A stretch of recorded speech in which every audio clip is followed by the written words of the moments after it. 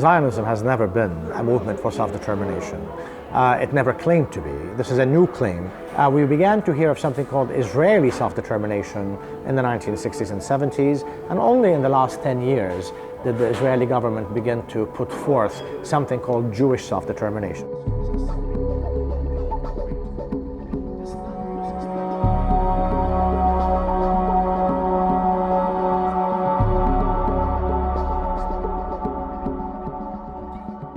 The term would be used sometimes in Zionist circles in the 1940s during the terrorist war that Zionist gangs had launched against the British colonial forces in Palestine in the 1940s. Now, Zionism, of course, is first and foremost a settler-colonial movement.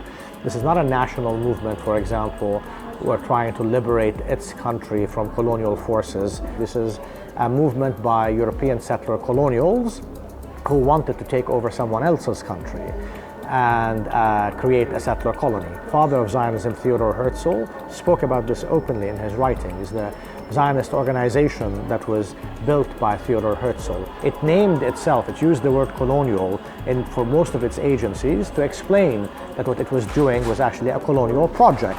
By the 1940s, they realized that using the word colonial and colonizing in their own literature is becoming offensive because colonialism was no longer fashionable at that time in the age of anti-colonialism. So they immediately followed a strategy of purging these words from their programs and from the names of their agencies. Israel and Zionism speak of a kind of a Jewish colonial settler project that they now define as some kind of a national liberation group. This is what they used to say actually in the 70s and 60s and 70s, that we are a national liberation group, and this was as a result of the rise of national liberation groups around the world that they wanted to capitalize on. I think the split increasingly is becoming between perhaps anti-Zionists and Zionists, including by Jewish anti-Zionists.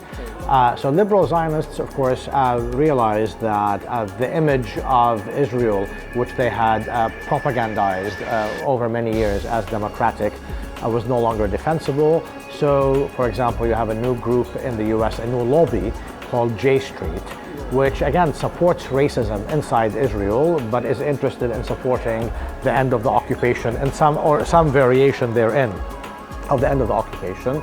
So they are at odds with the more conservative pro-Israel lobby represented by AIPAC and the other mainstream pro-Israel Jewish American organizations.